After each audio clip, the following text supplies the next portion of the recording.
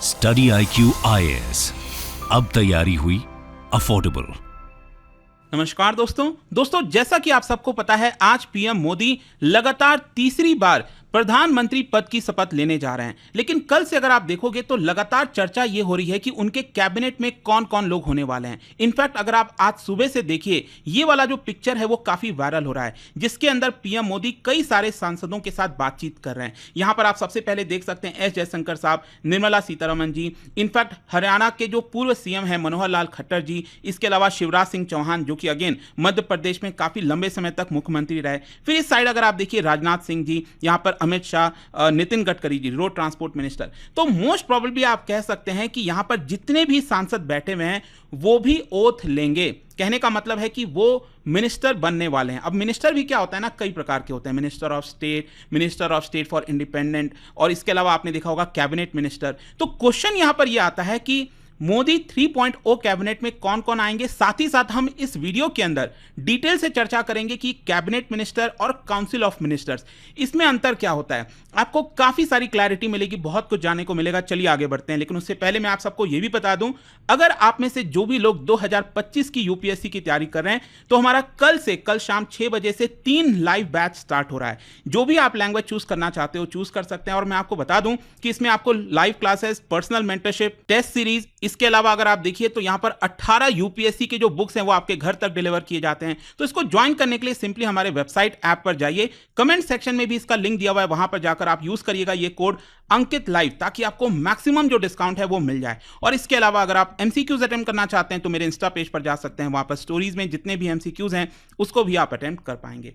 चलिए शुरुआत करते हैं और सबसे पहले ये समझते हैं कि एग्जैक्टली हो क्या रहा है। जैसा कि मैंने आपको बताया, आज शाम लगभग 7, सवा 7 बजे सबसे पहले प्रधानमंत्री मोदी राष्ट्रपति भवन में शपथ लेंगे। सबसे पहले वो लेंगे, उसके बाद बाकी के लोग यहां पर लेने वाले हैं। लेकिन इंपॉर्टेंस इसीलिए हो जाता है, जो मैं आपको बोल रहा था कि जवाहरलाल नेहरू जी के बाद ये तीसरे बार शपथ लेने वाले पहले प्रधानमंत्री होंगे। लेकिन यहां पर आप एक चीज समझिए कि मोदी कैबिनेट में कौन कौन होने वाला है, कैबिनेट मिनिस्टर कौन होने वाला है, काउंसिल ऑफ मिनिस्टर्स कौन होने वाला है, वो हम डिटेल में चर्चा करेंगे आगे। लेकिन साथ ही साथ आप देख सकते हो, बताया यह भी जा रहा है कि जो कोलिशन पार्टनर हैं उनको भी जगह देनी होगी। आप सबको पता है कि इस बार जो बीजेपी को मैंडेट आया है वो 272 से कम है। इसकी वजह से टीडीपी और जेडीयू ये काफी इंपॉर्टेंट अलाई बन जाते हैं एनडीए के, और इसलिए यहां पर उनको भी शपथ दिलाया जाएगा। लेकिन साथ ही साथ एक इंटरेस्टिंग चीज ध्यान रखिएगा कि किसी भी कैबिनेट के मतलब किसी भी काउंसिल ऑफ मिनिस्टर्स में जितने भी मिनिस्टर्स को अपॉइंट किया जाता है, उनसे शपथ दिलाया जाता है, वो संख्या 81 से ज्यादा नहीं होनी चाहिए। इसके ऊपर मैं बाद में आऊंगा यहां पर कि 81 ये संख्या क्यों रखा गया है, लिमिटेशन क्यों लगाई गई है कि किसी भी प्राइम मिनिस्टर के अंदर 81 से ज्यादा मिनिस्टर्स नहीं हो सकते। तो सबसे पहले हम समझते हैं कि कैबिनेट मिनिस्टर और काउंसिल ऑफ मिनिस्टर में अंतर क्या होता है। देखो, सबसे पहले मैं आपको बता दूं कि यहां पर काउंसिल ऑफ मिनिस्टर ये एक अम्ब्रेला टर्म है। इसके अंदर आपको बाकी चीजें देखने को मिलती हैं, जैसे cabinet minister, minister of state, फिर इसके बाद minister of state for independent charges, उसके अलावा डिप्टी मिनिस्टर, इस तरह से आपको देखने को मिलेगा। मतलब काउंसिल ऑफ मिनिस्टर में सभी कुछ आ जाता है, और इसी की वजह से क्या है कि जो कैबिनेट मिनिस्टर हैं इसमें वो सबसे ज्यादा मायने रखते हैं। तो बेसिकली कैबिनेट मिनिस्टर भारत में they are the senior members of the government, और उनको स्पेसिफिक मिनिस्ट्रीज या फिर डिपार्टमेंट एलोकेट किया जाता है। जैसे फॉर एग्जांपल अगर हम एस जयशंकर साहब की बात करें, he is minister for external affairs. इसके अलावा नितिन गडकरी जी मिनिस्टर ऑफ ट्रांसपोर्ट, तो वो स्पेसिफिक मिनिस्ट्रीज का देखभाल करते हैं, वो सबसे सीनियर मिनिस्टर्स के अंदर आते हैं। राजनाथ सिंह जी डिफेंस मिनिस्टर, राइट। तो यहां पर आपको समझना यह है कि जो कैबिनेट मिनिस्टर होते हैं उनका पद सबसे ऊपर होता है, उसके बाद यहां पर जो डेप्यूटी मिनिस्टर होते हैं तो वो उनके नीचे होते हैं। इसके अलावा मिनिस्टर ऑफ स्टेट जो है उनका भी पद एक तरह से कैबिनेट मिनिस्टर के नीचे होता है। और साथ ही साथ कई बार आपने सुना होगा कि यहां पर अक्सर न्यूज में चर्चा आती है कि कैबिनेट मिनिस्टर की मीटिंग होने वाली है। तो जब कैबिनेट मिनिस्टर्स की मीटिंग होगी तो यहां पर सिर्फ और सिर्फ कैबिनेट वाले जो मिनिस्टर हैं सीनियर मोस्ट, वही पार्टिसिपेट करते हैं। तो क्या है कि ओवरऑल काउंसिल ऑफ मिनिस्टर्स की संख्या सबसे ज्यादा हो सकती है। मैंने आपको क्या बताया, 81 से ज्यादा मिनिस्टर्स नहीं हो सकते। तो यहां पर 81 मिनिस्टर होंगे, उसके अंदर हो सकता है कि 30 जो है वो कैबिनेट मिनिस्टर हो जाएं। तो आई होप अब आपको समझ में आ गया होगा। और साथ ही साथ अक्सर आपने यह भी देखा होगा कि प्रेसिडेंट ऑफ इंडिया को यहां पर जो एडवाइस दिया जाता है वो ओवरऑल काउंसिल ऑफ मिनिस्टर्स के द्वारा दिया जाता है, सिर्फ कैबिनेट मिनिस्टर्स के द्वारा नहीं दिया जाता है।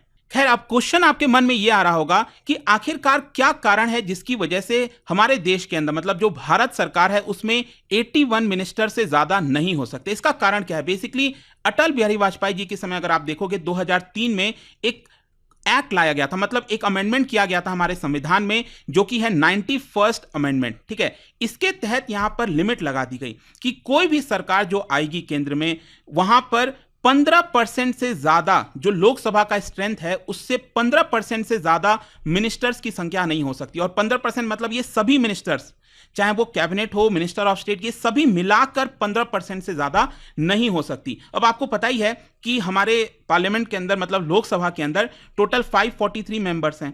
तो अगर उस हिसाब से अगर आप देखोगे तो यहां पर 15% जो आता है संख्या, वो होगा आपका 81। तो 81 में ध्यान रखिएगा, एक तो आपके प्राइम मिनिस्टर हो गए, प्लस मैक्सिमम 80 मिनिस्टर हो सकते हैं। तो ये चीज आपको ध्यान में रखना है। कई बार ट्रिकी क्वेश्चंस भी आ जाता है यूपीएससी वगैरह में कि मान लीजिए बोल देगा 81 मिनिस्टर प्लस पीएम, ऐसा नहीं है। पीएम प्लस 80 मिनिस्टर, टोटल 81 से ज्यादा नहीं हो सकते। और देखिए, ये लिमिट लगाने का जो एक कारण बताया जा रहा था वो ये था कि पहले क्या होता था, अक्सर यहां पर कोलेशन की वजह से और बहुत सारे कारणों की वजह से कई लोगों को मिनिस्टर बना दिया जाता था। मतलब जो यहां पर कैबिनेट मिनिस्टर है वो तो है ही है, यहां पर एक तरह से बहुत से लोगों को लुभाने के लिए, मान लो कोई दूसरे दल से इस दूसरे पार्टी में शिफ्ट हो गया तो उनको मिनिस्टर ऑफ स्टेट बना दिया या फिर डिप्टी मिनिस्टर बना दिया। एक अवधा होता है ना कि आप मिनिस्टर हो, तो इसी की वजह से उसको लिमिट लगाने के लिए ऐसा नहीं होना चाहिए कि मान लो अगर बीजेपी का 240 एमपी है इस समय, तो 240 में अगर मान लो बीजेपी 200 लोगों को मिनिस्टर बना देगी, तो इस तरह से चीजें नहीं होनी चाहिए। कहीं ना कहीं इसी को देखते हुए यहां पर जो है लिमिट लगाई गई है। लेकिन हाँ, एक चीज और ध्यान रखिएगा, हमारे भारत सरकार के अंदर बहुत सारी मिनिस्ट्रीज हैं। मिनिस्ट्रीज कितनी होंगी उसमें लिमिट नहीं है। जैसे कि क्या होता है ना कि अगर सरकार चाहे तो दो मिनिस्ट्रीज को एक तरह से यहां पर मर्ज भी कर सकती है और दो मिनिस्ट्रीज को चाहे तो सेपरेट भी कर सकती है। फॉर एग्जांपल, अगर मैं आपसे कहूं, नितिन गडकरी साहब, वो क्या है इस समय? वो है minister of road transport and highways. अब हो सकता है कल के डेट में सरकार कह दे कि इसके अंदर हम सिविल एविएशन को जोड़ देंगे, क्योंकि आज के डेट में सिविल एविएशन अगर आप देखोगे तो एयर इंडिया तो वैसे ही बिक गया है, कोई बहुत ऐसा काम है नहीं, लेकिन स्टिल यहां पर दोनों को जोड़ा भी जा सकता है। हो सकता है कल सरकार कह दे तो यहां पर चीजों को सेपरेट भी किया जा सकता है। For example, ministry of women and child development, यहां पर सरकार डिवाइड भी तो कर सकती है, एक मिनिस्ट्री बना देगी वुमेन के लिए, एक मिनिस्ट्री बना देगी चाइल्ड के लिए। लेकिन अभी क्या है, अभी ये दोनों के लिए एक ही मिनिस्ट्री है। तो इसमें यहां पर कितना डिवीजन होगा उसमें कोई लिमिट या ऐसा कोई कानून में लिखा हुआ नहीं है। खैर, अब क्वेश्चन यहां पर यह है कि पिछले 2 टर्म से पीएम मोदी के अंडर में कितने मिनिस्टर्स थे, वो भी मैं आपको बताता हूं, बड़ा इंटरेस्टिंग है। देखिए, सबसे पहले 2014 के इलेक्शन में जब नरेंद्र मोदी जी चुन कर आए तो उस समय जो काउंसिल ऑफ मिनिस्टर्स की संख्या थी वो बहुत कम थी। स्टार्टिंग में अगर आपको याद हो तो सिर्फ 45 मेंबर्स थे और ऐसा माना जा रहा था कि सरकार दखल कम देना चाहती है, लोगों को ज्यादा फ्रीडम देना चाहती है, वो अपने आप से वर्क करें। लेकिन देखिए, ये लंबे समय तक चल नहीं पाया। अब उस समय 45 मेंबर्स काउंसिल ऑफ मिनिस्टर था, जिसमें से 23 कैबिनेट मिनिस्टर थे, 10 मिनिस्टर ऑफ स्टेट थे विथ इंडिपेंडेंट चार्जेस और 12 मिनिस्टर ऑफ स्टेट थे। लेकिन देखिए क्या होता है कि 6 महीने के अंदर अंदर 9 नवंबर 2014 को पहला मेजर एक्सपेंशन होता है और 21 न्यू मिनिस्टर्स बनाए जाते हैं, जिसकी वजह से टोटल काउंसिल ऑफ मिनिस्टर्स की संख्या 66 हो गई।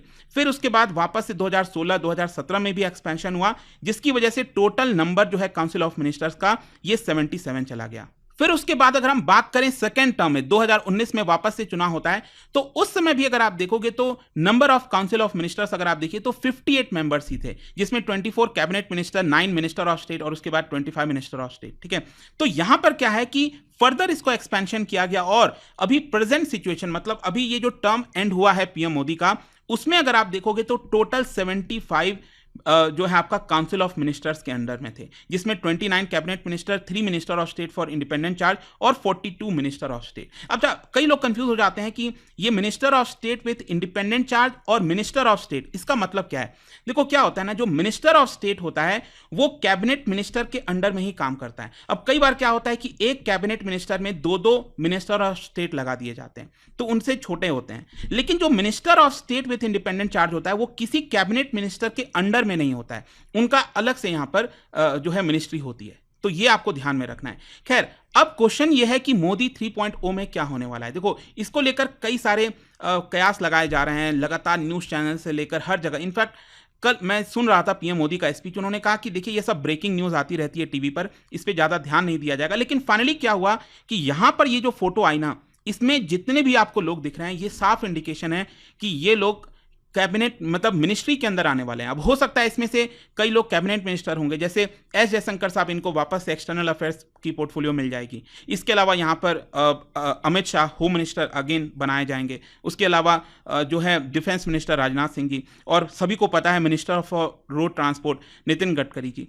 तो ये कैबिनेट मिनिस्टर होंगे और बाकी भी हो सकते हैं। अगेन यहाँ पर जो नाम अभी तक सामने आए हैं जो शपथ लेने वाले हैं, उन सभी का नाम आप यहाँ पर देख सकते हो जो बताया जा रहा है। अब तो क्या है कि फाइनली जब शपथ ग्रहण होगा उस समय आपको एग्जैक्टली पता चलेगा कौन कौन शपथ लिया, और हो सकता है कल तक हमें आइडिया आ जाए या फिर आज शाम को ही लिस्ट जारी कर दी जाएगी कि किस पर्सन को कौन सी मिनिस्ट्री मिली है। तो अगर कुछ इंटरेस्टिंग आता है, उसके अंदर कुछ बड़ी चीजें आती हैं, तो मैं अगेन उसके ऊपर वीडियो बनाऊंगा और एनालिसिस करूंगा कि क्या क्या किसको यहाँ पर मिनिस्ट्री दी गई है। तो आई होप आपको समझ में आ गया होगा, और जब आप ये शपथ ग्रहण समारोह देखोगे तो आपको एक आइडिया होगा कि cabinet minister, council of minister ये होता क्या है। और जाने से पहले एक इंटरेस्टिंग क्वेश्चन, क्योंकि हम काउंसिल ऑफ मिनिस्टर्स के बारे में बात कर रहे थे, इससे रिलेटेड 3 स्टेटमेंट दिया गया। आपको बताना है कौन सा स्टेटमेंट इनकरेक्ट है, ध्यान रखिएगा, कौन सा करेक्ट नहीं है वो आपको बताना है। इसका राइट आंसर आप सबको पता है, मेरे इंस्टाग्राम पर तो मिलेगा ही, वहां पर अगर आप नहीं हो कोई बात नहीं, टेलीग्राम से ले सकते हैं इसका सही उत्तर। मैं कई सारे जो एमसीक्यूज हैं वो यहाँ पर स्टोरीज में डालता रहता हूं। अगर आपको पीडीएफ चाहिए तो टेलीग्राम पर आइए, अलग अलग सोशल मीडिया पर आप जुड़ पाओगे। और जैसा मैंने आपको बताया,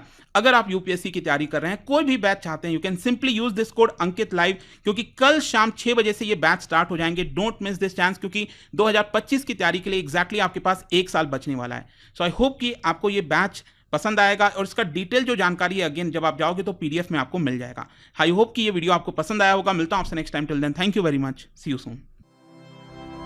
स्टडी IQ IAS, अब तैयारी हुई अफोर्डेबल।